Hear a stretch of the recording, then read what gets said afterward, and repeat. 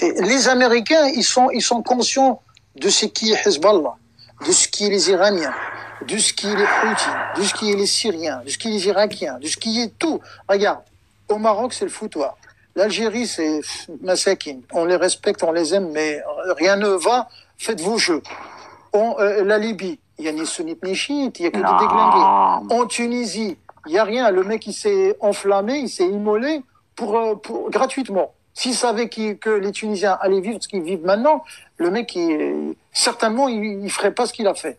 En Égypte, tes frères musulmans, enfin, je sais que t'es pas sunnite, allez, soyons, t'es athée, t'es quoi? T'es envoyé par Hicham Kafer Maghribi. Regarde, écoute, entre toi et moi, l'Égypte, l'Arabie Saoudite, le monde entier. Regarde, les Arabes, ils mangent ce qu'ils cultivent pas.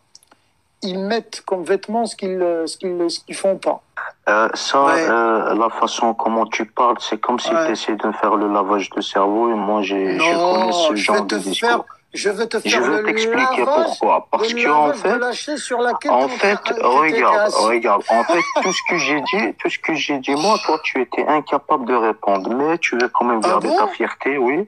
Tu réponds par des alternatives et tu réponds par des. Laisse-moi parler. Tu sais que cela sera rediffusé, on va t'écouter. Arrête, on va t'écouter, toi, et tu vas voir ce que tu as dit, ce que j'ai dit, alors. Et là, à ce moment on va laisser quelqu'un d'autre venir monter, parler. On va te laisser parler, il n'y a pas de problème. Allez, ça, c'est bon. Qu'Allah te fasse, qu'Allah te fasse ressusciter avec Saddam. Vas-y. Qul amin, qul amin. Bienvenue à toi, frérot. Vas-y, je t'écoute. Ouais, merci. Salam alaikum wa rahmatullah. Ouais, je voulais réagir par rapport à ce que tu disais. Ouais, on rigolait avec ce monsieur, mais bon, c'est pas grave. On s'est lâché un peu, on a rigolé. Mais bon. Non, mais après, voilà. En gros, comment dire ça? Le peuple qui a raison à la fin, c'est pas sûrement celui qui est plus performant sur Terre. Tu vois ce que je veux dire? Absolument, tu as tout à fait raison. Par exemple, les Israéliens, on sait qu'ils sont forts dans plein de domaines. Pourtant, c'est tout le contraire. Tu vois ce que je veux dire? Pourtant, c'est pas des exemples. Absolument, ouais. Militairement, ils sont en train de ramasser des revers. Hein. C'est fini, les Israéliens, on se comprend bien. Les sionistes, ils sont plus comme auparavant. Quoique la majorité de la population, elle a été, on va dire, sionisée d'une manière ou d'une autre. Mais les Israéliens, ce qu'on appelle les Israéliens, ils sont en train d'essayer de se trouver, de se racheter une virginité en allant acheter des pays à droite et à gauche, alors qu'on sait que ça fait des années, depuis les années 60 et 70, ils sont en train de coucher ensemble. Donc il n'y a rien de nouveau sous le soleil, j'ai envie de dire. Mais bon, c'est pas. Mais le problème, c'est que ceux qui se disent majoritairement musulmans, je suis désolé, le saint prophète il a dit, vous n'avez que ce que vous méritez. Bon, c'est les dictats, c'est les traîtres, ils sont à la tête de nos pays, c'est que d'une manière ou d'une autre, il n'y a pas assez de politiciens, voire il n'y a pas du politicien honnête. Je ne vais pas généraliser, il y a une minorité très minoritaire. Et l'enseignement, n'en parlons pas, ça veut dire les générations à venir, il n'y a rien. La santé, il n'y a rien. On voit un peu ce qui se passe sur les réseaux sociaux, on va voir un peu ce qui se passe sur les chaînes de télévision. J'ai envie de dire, et le peuple, il fait quoi? Il fait quoi, le peuple? Voilà. Ouais, après, voilà. Si on a que ce qu'on mérite, après, à mon avis, si on a des dirigeants mauvais, c'est que le peuple, il est mauvais, tu vois. C'est que le peuple... Allah, il le dit dans le Coran, frère. Allah, il dit, il fera venir des gens qu'il aime, qui lui-même, gloire à lui, va les aimer, qui leur donnera la victoire. C'est simple. Les musulmans, ils se disent, on est des musulmans, on est les meilleurs, on doit être les plus méritants, les exemples à suivre. Mais je suis désolé, apparemment, voilà, c'est pas, je veux dire, c'est pas malsain de s'autocritiquer. Mais le problème, c'est que tu as des frères, lorsqu'ils entendent que nous nous critiquons nous-mêmes, ils pensent qu'on est des traîtres, qu'on est des agents, qu'on est des yaouds, qu'on est des balances, qu'on est de ceci, qu'on est de cela. Or, ce qu'on est en train de leur dire, faites attention, ne tombez pas dans le piège sunnite, chiite, algérien, marocain, je ne sais quoi. On est tous censés de vivre pleinement sa croyance, peu importe ce que l'autre, il met le camis, l'autre, il met le t-shirt lorsqu'il sort à moitié, je ne sais quoi, avec sa djellaba. Mais lorsque vous entendez, je veux dire, les infos, les fake news, ça date pas de maintenant, ça date depuis des siècles et des siècles auparavant. Apparemment, les musulmans, ils veulent pas comprendre. Quand tu vois Chelgoumi à la tête, en France, à la tête, il parle quand il veut, il marche où il veut, il dit ce qu'il veut, et on sait même pas je veux dire, lui dire, le poursuivre dans des instances devant des cours. Lorsqu'on voit ce qui se passe en Belgique ou bien en Allemagne ou en Hollande, je dis, c'est pas possible. À ce point, on est des razzias je veux dire, on est la honte. Mais je sais que entre nous, il y a des gens, il y a des femmes, il y a des hommes qui sont très sincères, ils sont touchés par ça.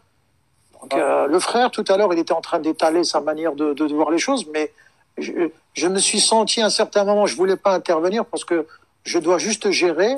Manque de bol, il n'y a pas assez de frères qui veulent participer. Mais j'ai vu que le frère, il avait un formatage cérébral, qui était là, manifeste apparemment. J'essaie un peu de sympathiser, d'essayer un peu de lui remodeler, pas les idées, hein. Ses idées à lui, il peut les garder, il va pas aller trop loin avec ça. Mais voilà, c'est une conclusion d'une telle ou telle chaîne de télévision. Voilà. Nous, on aimerait bien, parce que bon, moi, je suis tout nouveau sur Periscope. Tu vois, je me suis promené dans pas mal de réseaux. Et quand je vois Periscope, bon, ça drague, ça bug, ça chichi, ça fait beaucoup plus de mauvais temps que du beau temps. Donc, on a essayé un peu d'avoir une petite discussion un peu saine. Et voilà, on aimerait bien écouter les autres. Voilà, frérot. Et sois le bienvenu, frérot. Si tu as quelque chose à dire, merci. Tu es le bienvenu. T'es nouveau sur Periscope? Parce que je croyais que tu t'avais déjà vu. Non, je croyais que tu avais déjà vu des lives. Hein. Non, tu faisais pas des lives Non, jamais. J'ai participé à des lives comme ça, avec des sunnites, des chiites, des coranistes, du tout. Tu sais, on vit dans un monde un peu très varié. Et voilà. Donc, peut-être que nous, les Maghrébins, nos voix, ils se ressemblent un petit peu, mais bon, allez, comme ça, là, marche. Ouais. Voilà. Ah, je l'entends pas, il faut que je redescende, je t'entends pas, là. Bah, c'est rare de tomber sur ce genre de débat sur Perry. Hein. Ah oui. Oui, je le confirme. Enfin, j'ai pas mis beaucoup de temps à bien le comprendre. Malheureusement. Je ne sais pas pourquoi, mais je ne sais pas. Peut-être que j'arrive tard. Est-ce que c'est le niveau qui a complètement chaviré ou bien ça a été tout le temps comme ça? Je ne sais pas. Bah, moi, ça fait quelques années que j'ai pas été sur Perry. J'y étais quand ça a été créé. Les gens, ils pouvaient pas encore monter. Il y avait que la personne qui diffusait le live, ils pouvaient juste lire les commentaires et répondre. Et là, depuis que je suis revenu, les gens, ils peuvent monter et tout. Et puis, je vois le niveau, il a un petit peu baissé. Mais quand tu tombes sur ce genre de débat, là, les chiites, les sunnites, etc., en général, comme il a dit le frère tout à l'heure, c'est plus, tu vois, des adolescents, des machins. Je montre mes parties intimes au bout. Oula. Ah bah oui, c'est ça. Non, mais c'est ça. C'est devenu ça, Perry. Du coup, quand tu navigues sur Perry, que tu tombes sur des débats comme ça, où il y a des trucs vraiment sérieux, des gens sérieux qui parlent d'un débat sérieux, ça paraît bizarre pour tout le monde. Hein. C'est normal. Écoute, frère, nous, on essaye de faire 2 lives par semaine. On part d'un point, puis après, tu sais bien, ça chavire un peu. On essaie un peu de ramener les frères vers le sujet, mais allez. Je vais suivre là pour histoire de la trace au cas où tu refais un live. Mais sinon... Barakallah fik, merci. Donc, ce que je disais, c'est que parfois, je me dis, nous les musulmans, je généralise surtout pas, donc c'est pas mes coutumes. D'ailleurs, je sais que beaucoup de frères et des sœurs qui tombent pas dans le fait de généraliser, mais je vois que un nombre, incroyable des musulmans, tous les soukous à droite et à gauche, ils ont rien dans les poches. Je veux dire, je suis musulman, je suis ici, je suis promis à avoir le paradis, les autres ils sont casés, tout le monde dans l'enfer, et c'est moi le sauvé. Quand tu leur poses une question, quand tu leur poses la question, et Saddam, non. Saddam qui gazait des Turcs, des Kurdes, des sunnites, des chrétiens, des chiites, n'en parlons pas, et le mec qui picolait quand il rentre chez lui dans ces villas, comment il s'appelle déjà son fils là, le vrai fou là, celui qui a été déglingué là, celui qui n'arrêtait pas de chasser les Irakiens, là, avec ses pompes ses fusils, là. Comment ils s'appellent? Uqaid, je sais quoi. Mais bon, je sais pas, j'espère que t'as pas eu ton fils ou ton lait qui a débordé, je sais pas pourquoi t'as couru. Ah, c'est presque ça. C'est presque ça. Ouais, j'ai mon petit garçon, il voulait pas dormir, c'est normal. Eh ben, qu'Allah te le protège, qu'Allah te le préserve. Du coup, j'ai loupé quoi alors? Depuis que je suis parti. Oh, t'as rien loupé. On a posé une question. D'après les narrations authentiques, Uthman ibn Affan, il a fini la lecture du Coran en une seule raka'a. Est-ce que c'est possible ça? Est-ce que c'est faisable? Est-ce que c'est possible d'abord? On peut terminer le Coran en une seule raka'a? Et par quel moyen? Je sais pas, frère. Moi, je suis pas non plus à ce niveau de théologie, mais si tu veux lire tout le Coran en une raka'a, tu peux le faire, pourquoi pas? Tu lis, et tu termines, et après, tu raka'a. Si t'as la force de le faire, je sais pas, c'est... Mais normalement, le saint prophète, il nous recommandait de finir le Coran, même le mois de Ramadan, pendant une semaine, pendant un mois normalement. Non, mais lire pendant la prière, pendant la raka'a, une seule raka'a, la totalité du Coran, je trouve ça un peu abusé quand même. Ça, c'est un peu abusé. Il faut arrêter de... Enfin, pas toi, mais je veux dire, ceux qui ont... Parce qu'on a vu tout à l'heure 2 vidéos des shoyors, enfin des prédicateurs salafistes, qui confirmaient comme quoi, selon des narrations authentiques de chez authentiques, comme quoi, voilà, c'est connu que Uthman a fini la lecture du Coran en une seule raka'a. Je trouve ça un peu... Même le saint prophète ne l'a pas fait. Et je ne sais pas pour quelle raison ils ont avalé ça, ou bien ils veulent nous faire avaler ça. Mais ça, ce sont des narrations de plus qui caricaturent un peu la biographie de pas mal de personnages. Donc, quand tu as des historiens, des orientalistes, même des musulmans, lorsqu'ils tombent sur ce genre de narration, et lorsqu'ils essayent un peu à la lumière du Coran, essayer de voir est-ce que c'est vrai ou pas, et ils se font démonter par d'autres musulmans, voilà, j'essaie un peu de me positionner, de voir qui est raisonnable, qui ne l'est pas. Donc voilà, mais bon, on essaie un peu de poser la question pour voir un peu, parce que les musulmans chiites, ils sont justement taxés parce qu'ils avancent ce genre d'arguments qui se trouvent dans les narrations sunnites, nos narrations à nous, qui sont taxés de tailler les compagnons. Or, ce sont des choses qui sont dans nos livres respectifs. Mais voilà. Écoute, si je peux te donner mon avis, honnêtement. Ah, bien sûr, moi j'aimerais bien savoir ton avis. Moi j'ai trop peur de Allah subhanahu wa ta'ala pour pouvoir me la jouer de théologien encore plus sur Périscope. D'accord? Après, le truc c'est que de quelle référence on parle et de quelle obédience on est. C'est ça le problème.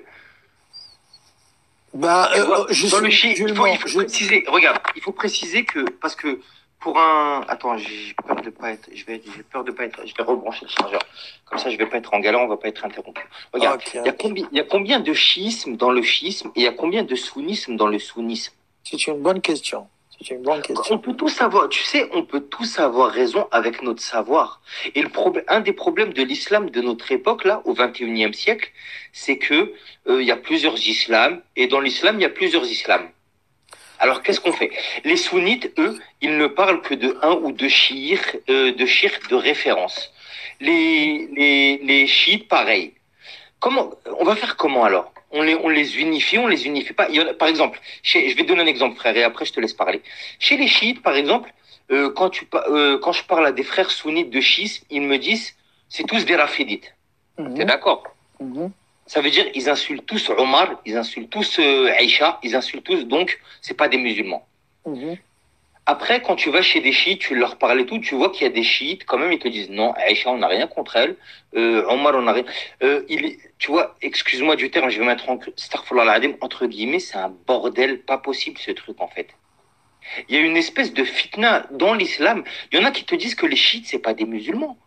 Et quand tu vas voir les chiites et tu dis les sunnites, laisse tomber, ils sont dans le faux, c'est des égarés. Alors on fait comment maintenant? Écoute, moi je suis passé par les deux. En plus, toi, t'as plein de bouquins dans ta bibliothèque. À mon avis, t'as bien lu. Hein. Ah, c'est la déco, ça, c'est pas vrai. C'est la déco, donc, Fourier, tu lis pas alors. C'est juste pour impressionner, ça, c'est pas. Non, c'est pas... arrête. Alors, lorsque, par exemple, allez, tout à l'heure, je citais cette narration, elle est citée, elle est crue, dure comme fer. C'est du béton armé dans tout le sunnisme, dans l'orthodoxie sunnite, qu'elle soit ash'arite, hanafite, hanbalite, malikite, maturidite, tout ce que tu veux. Ils sont tous unanimement sur la plupart des vertus qui sont narrées surtout après on va dire la khilafa de Muawiyah. C'est là que si tu veux ça s'est divisé avec Muawiyah. Non, la reproduction, si tu veux, des narrations, elle a touché on va dire le plafond. Elle est arrivée à son summum, c'est pendant les Omeyyades, puis après les Abbassides. Mais surtout, l'invention des narrations, c'était à l'époque des Omeyyades, surtout à l'époque de Muawiyah. Mais encore une fois, quand tu étudies le sunnisme, il est d'accord sur, par exemple, les 4 califes, Abu Bakr, Omar, Othman, Ali. Dans l'orthodoxie sunnite, de tous bords, je veux dire, toutes les écoles juridiques confondues, te diront que le chiisme, c'est quoi? Ça, c'est l'explication qui fait l'unanimité de tous les savants sunnites. Le chiisme, c'est quoi? C'est quand quelqu'un, un musulman, favorisait Ali sur Uthman. Ça s'appelle du chiisme. Ça veut dire être chiite de Ali, partisan de Ali. Oui, les partisans. Oui. Après, lorsque la politique elle a commencé à séparer les gens, on a pondu une règle qui va devenir une règle dans l'orthodoxie sunnite, c'est que le rafidisme, le dieu de Sima, c'est quoi? Le rafidisme, c'est favoriser Ali sur tous les compagnons, inclus Abu Bakr et Omar. Donc, les sunnites, pas tous, les premiers savants sunnites, ils n'avaient rien contre les chiites qui favorisaient Ali sur tous les compagnons, voire même le soufisme. Ils trouvent, on va dire, après le prophète, l'exemple à suivre, c'est bien l'imam Ali. Parce que le soufisme, il tient, si tu veux, son soufisme de Ali, après le saint prophète. Donc, parler des Ali ou bien de Ahl al-Bayt, c'était pas un sujet qui provoquait, on va dire, des divergences, à part chez les Nawasib, qui étaient des ennemis farouchement opposés à Ahl al-Bayt. Ça, on connaît les racines historiques, les Omeyyades, les Abbassides, puis après, donc ça a pris une autre ampleur. Pour revenir à l'orthodoxie sunnite, lorsque le sunnite te dit que si le chiite ne cautionne pas Abu Bakr, Omar ou Othman, c'est un hérétique. Or, ça ne tient pas sur ni le Coran, ni sur la tradition, ni sur le rationnel, ni sur rien du tout.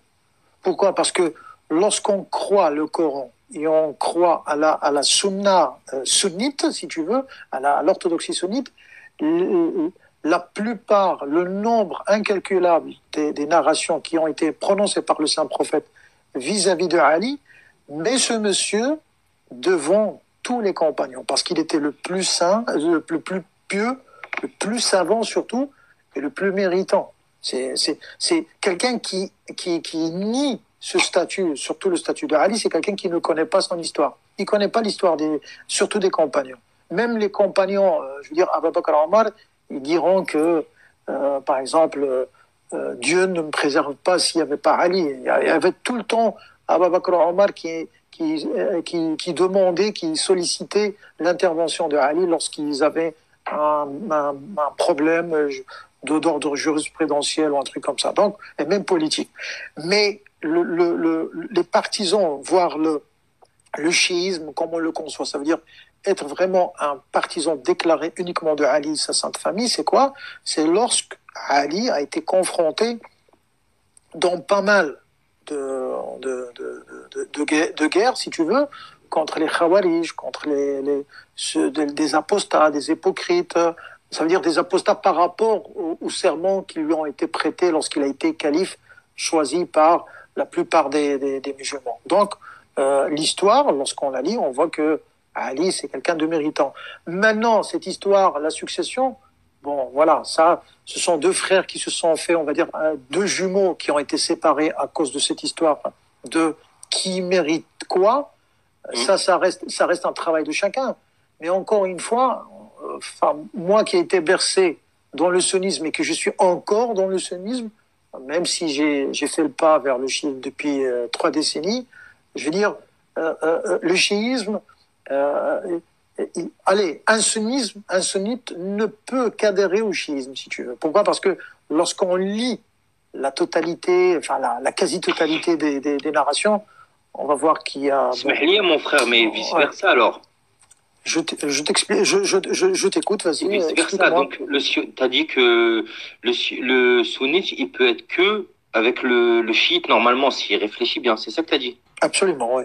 Et ben vice-versa, le chiite, il peut être que dans le sunnisme. Donc la division, elle est où? Mais mais la déflagration, elle s'est passée quand et où et comment et pourquoi?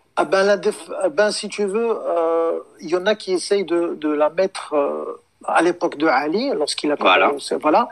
Alors que normalement, non, mais sincèrement, c'est même à l'époque du saint prophète de son vivant, on voyait que les clans se formaient, les compagnons se discordaient, j'ai envie de dire, hein, et voilà, les partis se sont formés au vécu du prophète, et même le prophète, il était censé, il les a avertis, il les a mis au courant, comme quoi vous allez vous apostasier, vous allez vraiment vous fracasser l'un contre l'autre, et vous allez vraiment venir le jour du bassin, par exemple, comme ça c'est cité dans Muslim Bukhari, comme quoi il y aura des compagnons un mois qui vont modifier ma parole, qui vont inventer des récits, justement pour cette histoire de pouvoir, et ils seront envoyés chavirer vers l'enfer, et je vais les appeler, et une voix va me dire que innaka la ta'rifu ma ahdathu ba'dak, ça veut dire tu sais pas ce qu'ils ont modifié après toi. Et le prophète, il va dire suhqan liman baddala wa ghayyar,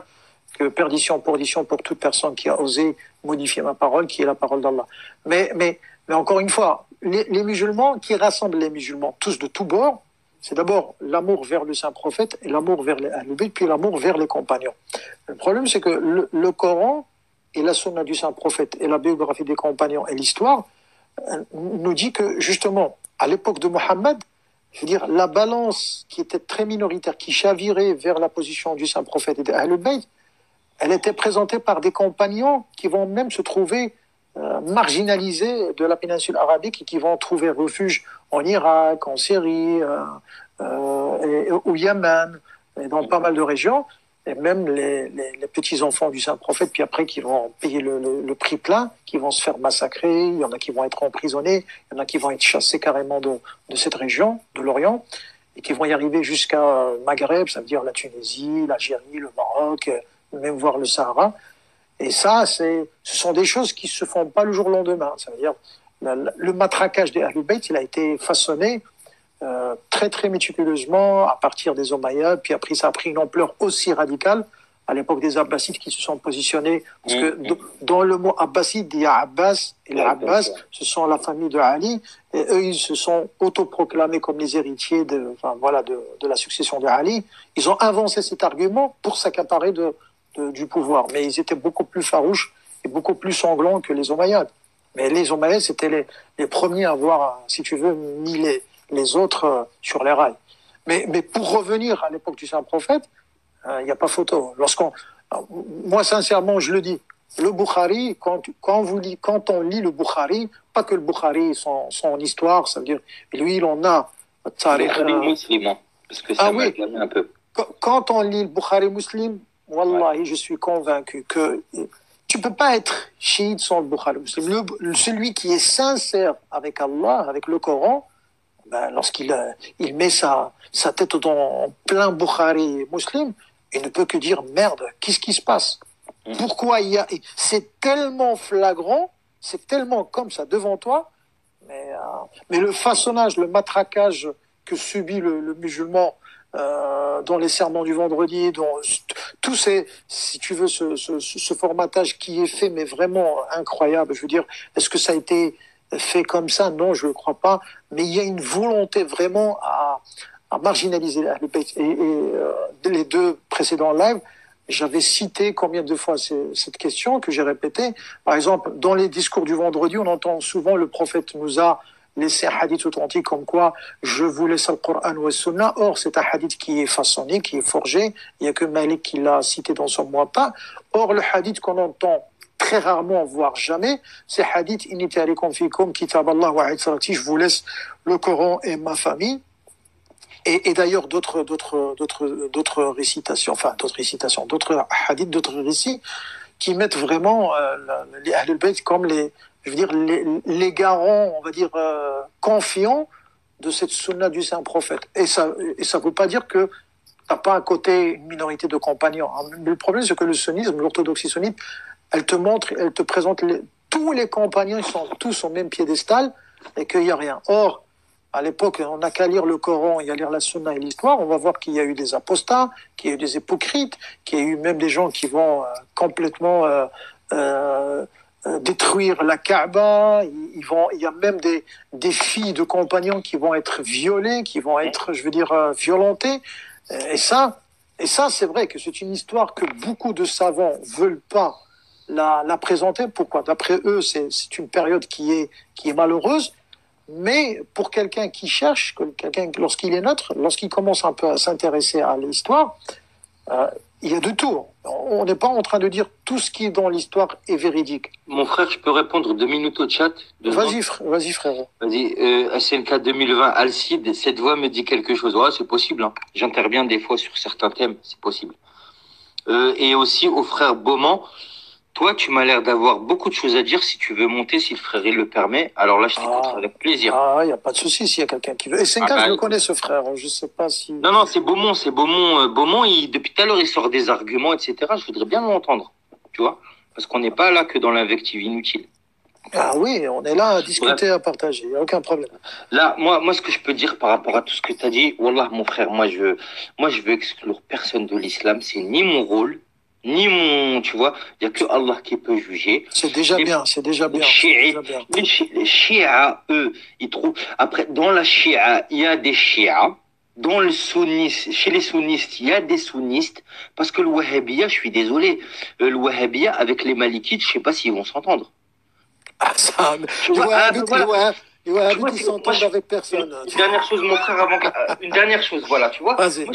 La vraie fitna, je crois qu'elle est là, en fait. On crée des divisions dans des clans, à l'intérieur.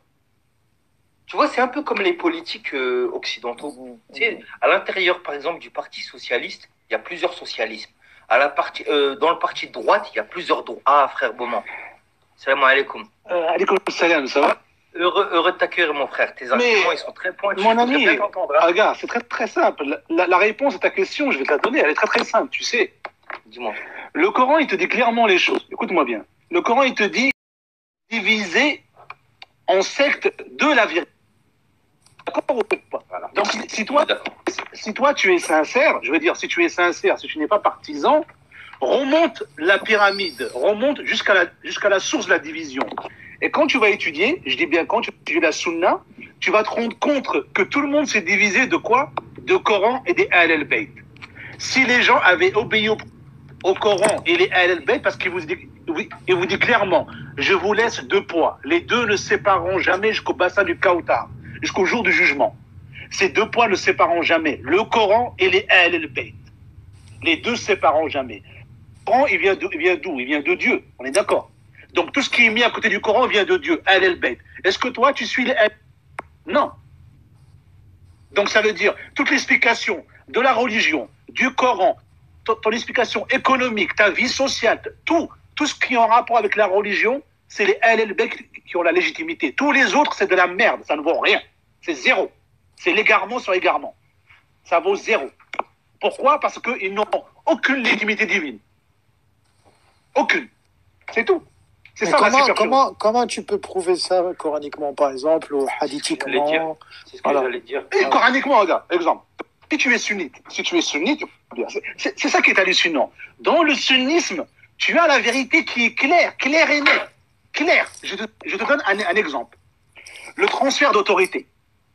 La wilaya. On est d'accord? Parce que quand tu prends notre école sunnite, Hanbalite, Hanafi, Shafi'ite, Abu Hanifa, ils disent que le prophète a oublié de désigner un successeur. Il a oublié.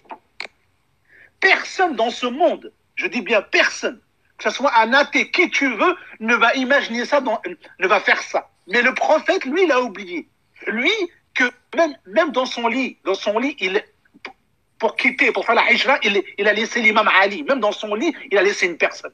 Jamais pendant les 23 années, il ne s'est déplacé d'un point A à un point B sans désigner une personne. Jamais. Et tu penses qu'il va quitter ce monde-là et aller la Oumma avec des animaux qui étaient tout nus autour de la Kaaba, qui ne valaient pas un clou. Et ce qui est contradictoire, enfin, ce qui est un peu bizarre, c'est que Abou Bakr, il a laissé. Ah oui, il a laissé les 6. Ah oui, alors là. Quand on voit un peu l'histoire. Ah non, mais c'est vraiment. Quand tu rentres dans les détails, c'est un asile de fous. Un asile de fous. Un asile de fous. Pourquoi? Je vais te donner un exemple. Un asile de fous. Je vais te donner un exemple. Omar ibn Khattab, en fait, dit, ramène-moi un papier, je vais vous désigner la calamité du jeudi. Il dit, je vais vous désigner quelque chose, jamais vous allez vous égarer. Omar ibn Khattab, il dit non, tu délires, en fait, tu délires. Alors que le Coran te dit, celui qui manque de respect au prophète et manque de respect à Allah, Allah va le châtier. On est d'accord?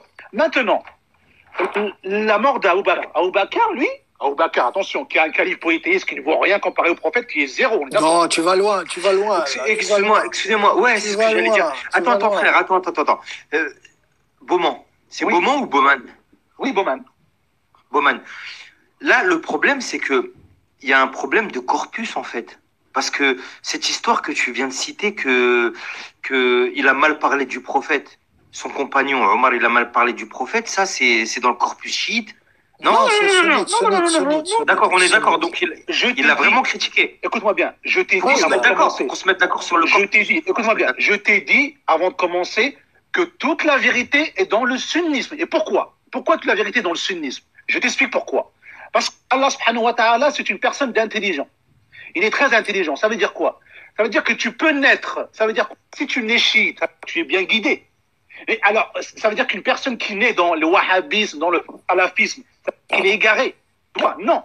Allah te donne quelque chose il te donne l'intellect.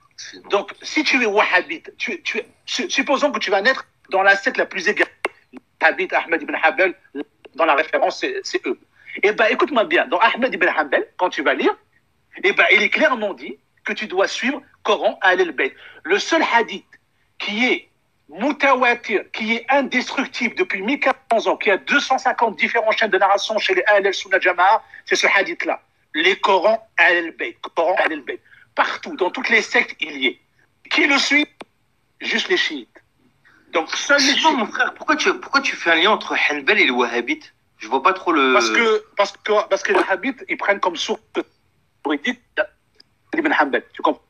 Bon, je croyais qu'ils prenaient Abdul Wahhab. Oui, mais ça vient après, Abdul Wahhab. Avant Abdul Wahhab, t'avais Ibn Taymiyyah, Ibn Jawziyya, et eux, les Khawarij. La source du Wahhabite, en fait, c'est les Khawarij. La source, si vraiment tu cherches la source, les Khawarij, c'est la source. Parce que le Wahhabite, c'est qui? Ceux qui font la prière, ils font blabla, mais qui n'ont pas de cerveau. Ils font la prière, ils font tout ce que tu veux, mais ils n'ont pas de cerveau. C'est ça. Si toi, tu es sunnite, et que tu trouves toutes ces narrations-là, quand les sunnites vont te dire qu'ils n'ont pas laissé, que Mohammed n'a pas laissé successeur. Mais je suis désolé, quand tu vas lire la narration, tu vas trouver que Mohammed a effectivement laissé un successeur. Bien sûr qu'il a laissé, et clair, de manière claire et nette. Il a laissé de manière claire et nette. Mais les gens ont désobéi. C'est tout. Mais maintenant... Et il a laissé qui alors comme successeur? Il a laissé l'imam Ali. Il a dit clairement, même quand il t'a dit que Allah, le jour des Khum, c'est justement ce hadith-là, le hadith de Khum qui est rapporté partout. Ça, c'est une preuve, c'est une hujja, c'est une preuve pour les musulmans. Ça veut dire que quand une personne va le lire, Allah lui donne la vérité en face. Qu'est-ce que cette personne va faire? Est-ce qu'il va rester dans son polythéisme? Il va suivre les polythéistes, les gens que Allah lui a désignés. Tu vois? Ça, c'est un test. Mais si tu es sunnite, que tu utilises ton aql, ton intellect, tu es obligé de devenir chiite. Tu es obligé. Le seul truc qui va t'empêcher de devenir chiite, c'est soit tu es un hypocrite, ça veut dire que tu rejettes la vérité, tu es dans le déni, ou soit tu as peur. Tu as peur des gens autour de toi, et ça veut dire que tu vis pour les autres, et pas pour Allah. Et ça, c'est le test. Parce que Allah, il te dit dans le Coran, ne croyez pas que nous allons vous laisser dire vous êtes croyant sans vous éprouver. C'est quoi la preuve? La preuve, c'est qu'Allah te met dans le mensonge et en plus, il te met dans la vérité pour savoir si tu te soumets à la vérité ou pas. C'est ça les preuves. La majorité des musulmans, ils ont échoué sur ça.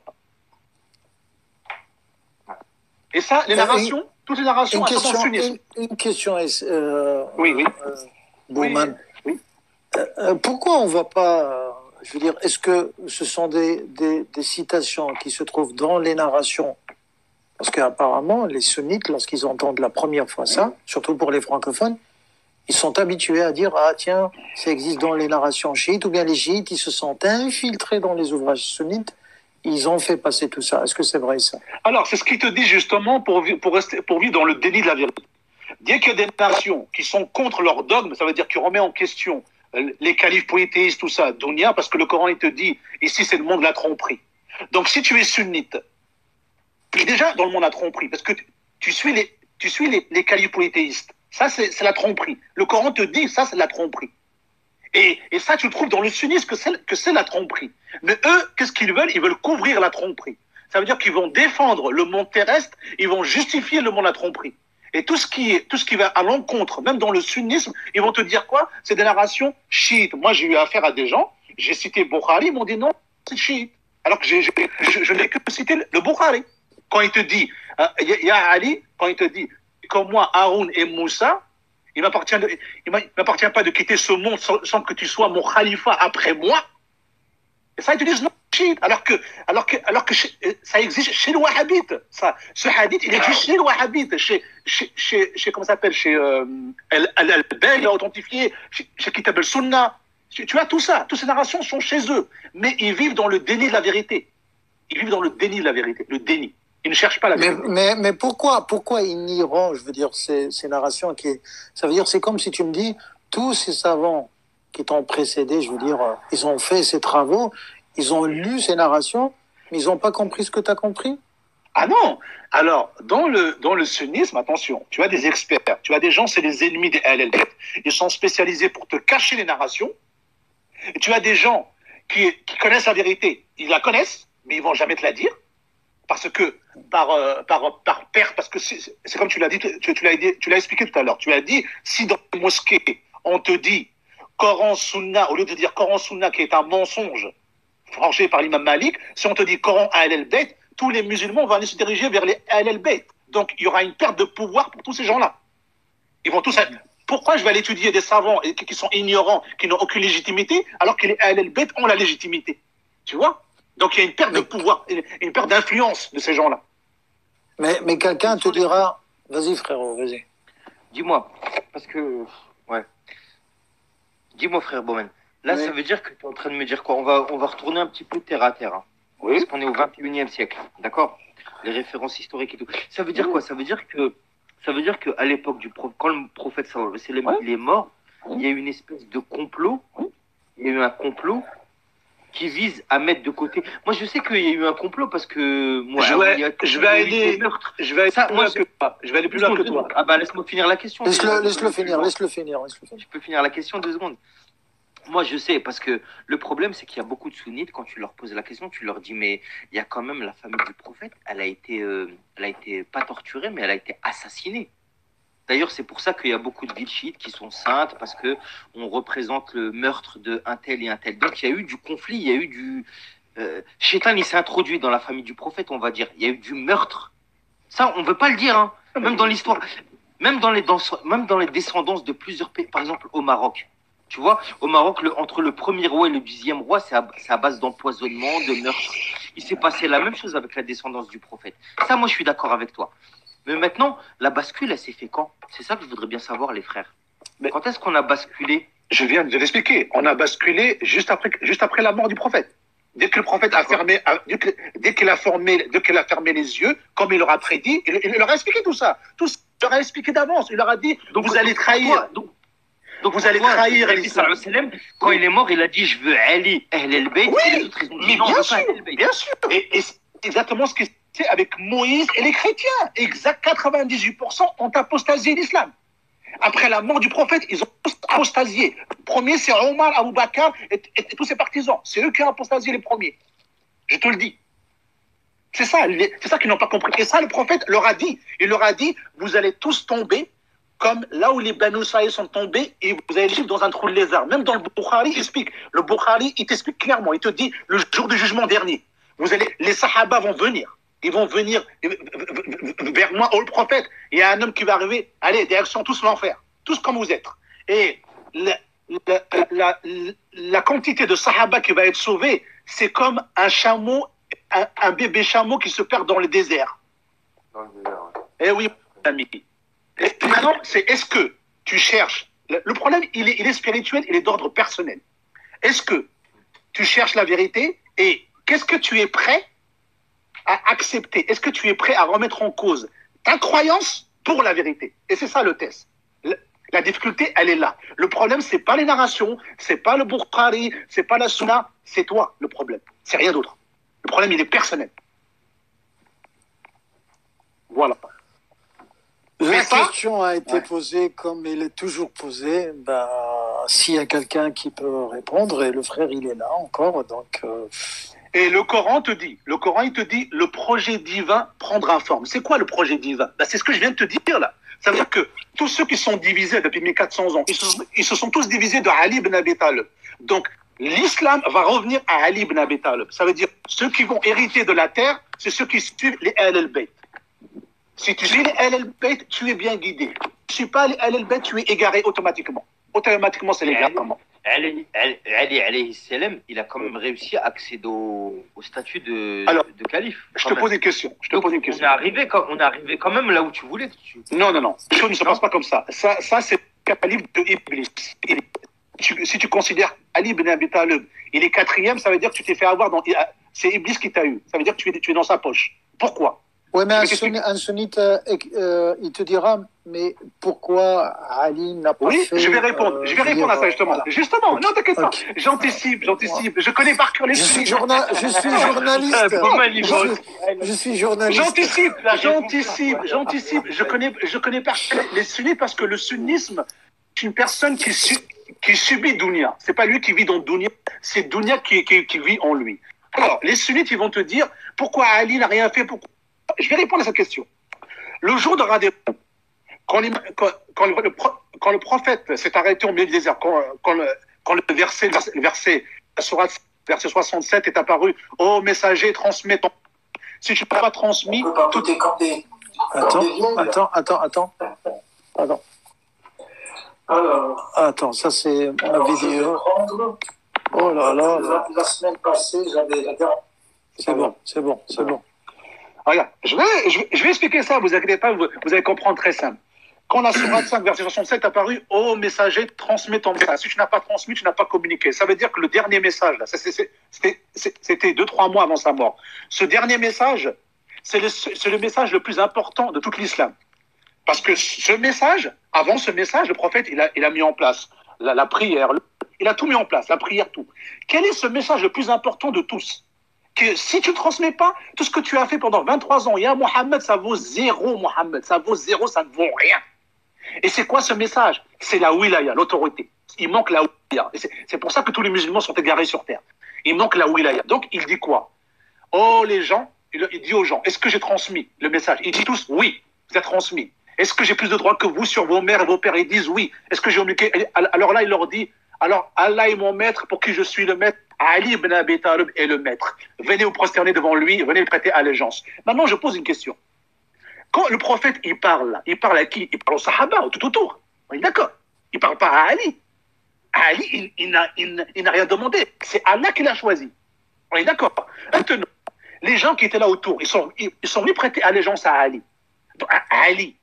Donc Ali, c'est un test pour eux. On est d'accord. Ali, il n'a rien à voir dans cet islam, dans ce test. Donc, quand un sunnite me dit, pourquoi Ali n'a rien... En fait, ils veulent que Ali prenne les armes et va imposer l'islam.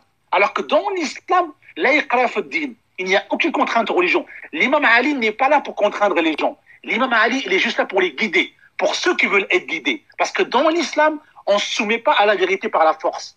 Tu dois te soumettre à la vérité par l'éducation. Et dans le sunnisme, c'est l'islam de la violence, c'est le refus de l'autorité divine terrestre. C'est par la violence qu'on soumet les gens. Et c'est pour ça qu'après la mort, ils sont partis chercher les gens, prêter allégeance de force. Prête allégeance ou sinon on te tue. Ça, c'est l'islam de Satan. Même Ibn Khaldun, qui est considéré comme le premier sociologue, dans sa Muqaddima, il dit si jamais l'autorité se fait par l'épée, le restant de la population n'a qu'à... Oui, même Bukhari te dit que celui qui... Même Omar ibn Khattab, il te dit celui qui par l'épée, l'allégeance est caduque. Faut pas donner allégeance à celui qui vient te demander l'allégeance par la force. Et même dans le Coran, tu as un verset où le prophète, il te dit, celui qui te prête allégeance, c'est bien, celui qui ne prête pas allégeance, tu laisses tomber. Donc, on ne peut pas venir chercher l'allégeance de force. C'est à toi de te soumettre par conviction. Et c'est ça, le sunnisme, c'est pour ça que le sunnisme, c'est le refus de l'autorité divine terrestre et c'est la religion de Satan. C'est la religion de Iblis. Exactement ça. Ça représente exactement la religion quand tu dis le sunnisme, on comprend bien. C'est le sunnisme. Tu refuses. Contrefaçonné, pas le vrai. Parce que non, bien sûr. Non, mais bien. Quand je parle du sunnisme, je parle le sunnisme des califes. On est d'accord? Parce que c'est les califes qui ont forgé la fausse sunna. Ça veut dire que c'est eux qui ont décidé de ce que Mohammed a dit, de ce que Mohammed n'a pas dit. Donc, quand tu dis Qara Rasulullah, c'est pour ça que tu as eu les créations des écoles. Au départ, tu avais une centaine d'écoles qui disent Qara Rasulullah, Qara Rasulullah, Qara Rasulullah. Mais ils en ont retenu que 4, les califes polythéistes. Que 4. Tu vois? Et c'est ça le problème. C'est ça la douille. Ils ne comprennent pas les sunnites, par exemple, quand je leur pose la question pourquoi dans les 4 écoles, vous avez 4 prières différentes. Je ne comprends pas. Le prophète n'a pas su comment faire la prière. Et oui. Ça, c'est des interrogations logiques. Mais... Frère, je trouve que j'arrive un petit peu quand même. Hein. Les 4 écoles, les Malikites, les Hanbalites, les Shafi'ites, ils ont la prière pareil à peu près. Hein. Ah non, mon ami. Non, je te garantis. Vas-y, dis-moi la différence alors. On va pas jouer sur les mots, non. Un exemple. D'ailleurs, tu as remarqué, moi je vais te donner juste un argument. Les 4 écoles, quand même, ils sont assez fédérés sur les mêmes principes quand même. C'est pour ça qu'on dit toujours les 4 écoles sont d'accord, les 4 écoles. On dit jamais il y a 2 écoles qui sont d'accord, 2 écoles. Les 4 écoles en général, ils sont toujours d'accord. Alors, je te pose une question. De quelle légitimité? Je suis pas un expert, je suis pas un théologien. Je suis pas théologien. Est-ce que le prophète t'a parlé de ces 4 écoles? Est-ce qu'il t'a dit de suivre le Coran, l'imam Malik ou le Coran? Non, parce qu'il mais il a pas parlé des chiites non plus. Ah si? C'est après ça. Non. Il te dit. C'est après sa mort. Non, justement. Mais notre division, elle est là. C'est que après la mort. Tu vois, moi je pense. Je suis pas théologien, je te le répète. Je peux me tromper. Et si vous m'informez sur des choses que je ne sais pas, wallah, je peux vous dire, je ne sais pas et je vais aller me renseigner. Ou alors, je vous donne raison. Mais je vais jamais connaître la parole de Dieu à l'avance. Moi, je suis ni un savant, ni je connais que ce qu'on m'a appris. Écoutez les frères, je crois que le sujet il est devenu très intéressant et très intéressant, compliqué, très très très chaud. Écoutez, moi je vous propose qu'on refasse un live demain Inch'Allah. Mais dans une heure vous serez comme ça à l'aise et on va vraiment discuter de ce sujet. Que penses-tu, Paxcar? Ouais, il y a pas de problème. De toute façon, c'est un sujet connu. Parce que moi j'avais Mais demande aux frères d'aller se renseigner sur le hadith Taqalen. Demande-lui, comme ça il va comprendre ce que ça veut dire. Non, mais tu peux me demander de me renseigner sur plein de références, je le ferai pas en 24 heures. Non, mais ça se trouve, tu vas m'apprendre des choses. Il y a des choses qu'on ne peut pas discuter. Tu comprends? Il y a des choses qui sont pas discutables. Quand on te dit le Coran, Ahl-el-Bayt, ça c'est pas discutable. Rouya, juste une chose. Oui. Tu peux pas dire que les 4 écoles, elles divergent en rien du tout. Je te ramène les preuves. Bien sûr qu'elles divergent. Mais elles divergent sur des trucs légers. Mais je vais te dire pourquoi elles divergent. Tu permets que j'explique c'est quoi les 4 écoles, comme ça tu vas comprendre c'est quoi le processus. Toi, par exemple, toi, mon frère, tu peux faire ton école. Tu peux faire Malik, tu peux faire comme Abu Hanifa. Moi, je suis malikite. Oui, honnêtement. Mais pourquoi tu es malikite? Pour quelle raison? Parce que j'ai été élevé dans le malikisme, écoute. Je peux pas te mentir, je vais pas te dire. Oui, donc on t'a mis sur un fait accompli. Tu n'as pas raisonné pour être malikite. Donc tu dis que j'ai été conditionné par le malikisme. Voilà. T'es né dans un truc, mais tu n'as pas raisonné. Tu t'es pas posé la question. J'ai raisonné. Non, quand même, sinon tu t'es pas dit, attends, moi je suis le prophète. Donc il faut que je suis le prophète Mohammed. D'accord, la religion du prophète Mohammed, c'est pas Malik. C'est pas ton prophète, c'est pas Malik, oui, d'accord. C'est Mohammed. C'est le prophète. Donc c'est lui. Donc ta boussole, c'est lui. Tu dois obéir à lui. Lui, il te dit de ne pas obéir à Malik. Et moi, je peux te prouver. Je peux te prouver que l'imam Malik va aller en enfer. Très facile. Pourquoi? Parce que dans les narrations sunnites, tu vas voir qu'il y a un hadith qui est connu, que tout le monde connaît. Que celui qui T'as de la chance que Baghdadi ne vit pas en France. Voilà. À ce niveau-là, Khoya Bowman, tu vas me dire que en fait, tout ce que le travail de 200 ans de... Oui, 1400 ans. 1400 ans. Non, je te parle de Bukhari Muslim. 200 ans, leur travail, en fait, c'est que c'est n'importe quoi. Oui, bien sûr. On sait pas qui ils sont. Ça se trouve, c'était des mecs qui faisaient la sorcellerie. Non, c'est des gens, c'est des partisans des califes polythéistes. Les partisans c'est ça. Les partisans de l'islam de Satan. L'islam de Iblis. Et donc, tout ce que tu essaies de me dire, c'est que ton corpus, il est mieux que le mien. Mais c'est mon corpus que vous êtes tous divisés de moi. C'est de moi, vous êtes tous divisés. C'est de moi. L'origine de notre division, c'est nous. C'est le chiisme. C'est notre problème. C'est le problème de l'époque. Ouais, c'est ça. C'est nous. Tu comprends pas? Donc, vous allez tous revenir, que tu le veuilles, bon gré ou mal gré, vous allez tous revenir vers les Ahl-el-Bayt. Que vous le vouliez ou que vous ne le vouliez pas, c'est une promesse coranique. C'est une promesse coranique. C'est Allah qui vous promet. Oui, mais Paxcar, tout ce que tu veux. Je veux dire. Bowman, Moshman, tout ce que tu veux, regarde. Non, parce que on est quand même censé de bien comprendre un truc, c'est que quand tu dis à un interlocuteur que l'islam polythéiste, les califes polythéistes, le mec. Alors, je vais expliquer. Limite, tu peux lui donner une tarte que de lui dire ça, parce que. Je vais expliquer. Ton duo, là. Non, mais s'il veut, je peux lui expliquer. C'est aberrant, ça, parce que tu dis non. Non, mais je peux lui expliquer s'il veut. Et comme ça, il va comprendre pourquoi Allah, dans le Coran, il dit que les gens sont sourds et muets. Quand Allah, quand il te dit les gens sont sourds et muets, c'est qui est sourd et muet? C'est des statues. C'est les adorateurs de statues. Qui était adorateur de statues à l'époque de Mohammed? C'est les Sahaba. Ils adoraient Alat, Uzat, Manat, Ubal. C'est ça. Ils adoraient ça. Et de dire le Sahaba, c'est pas que les Sahaba, c'était tous les Arabes. Oui, les Arabes aussi, bien sûr. On est d'accord. Mais le prophète, il est pur. On est d'accord. Il est pur. Il n'a jamais adoré personne. Il n'a jamais adoré statue. Il est pur. Ça veut dire que c'est une lumière pure. C'est que lui, depuis tout jeune, il ne croyait pas à toutes ces bêtises. Maintenant, je t'explique quelque chose. Regarde, maintenant, je vais t'expliquer. Le prophète, il est pur. C'est la vérité ultime. C'est la moralité suprême. C'est le top des tops. Le top des tops, voilà. Pour reprendre ton expression. Voilà. Le top des tops. Tu penses que le prophète, il est mort, il t'a pas laissé le top des tops derrière lui? Bien sûr qu'il t'a laissé. Il t'a laissé les Ahl-el-Bayt. Les Ahl-el-Bayt, c'est des gens, si tu te renseignes bien, je sais pas si tu es sunnite dans ta narration, on te dit qui sont les Ahl-el-Bayt. C'est des gens qui sont purifiés par Allah subhanahu wa ta'ala. C'est des gens purs. Je t'ai déjà dit qu'ils étaient d'obédience malikite. Voilà. Oui, mais ça, c'est parce que tu es maghrébin. Tu subis ça, c'est pour ça. Je comprends. Non, me prends pas pour un débile, frère Bowman. Non, je te prends pas pour un débile. C'est normal. Tu me dis que tu es conditionné. Non. J'ai pas dit que tu es. Regarde, la plupart des Maghrébins, ils sont d'obédience malikite, c'est normal. Non, mais je pense qu'on est sur ce péri pour confronter des trucs. Après, moi aussi, je peux dire comme toi que j'ai la vérité suprême sur toi. Tu vois? Mais vas-y, je t'en la preuve.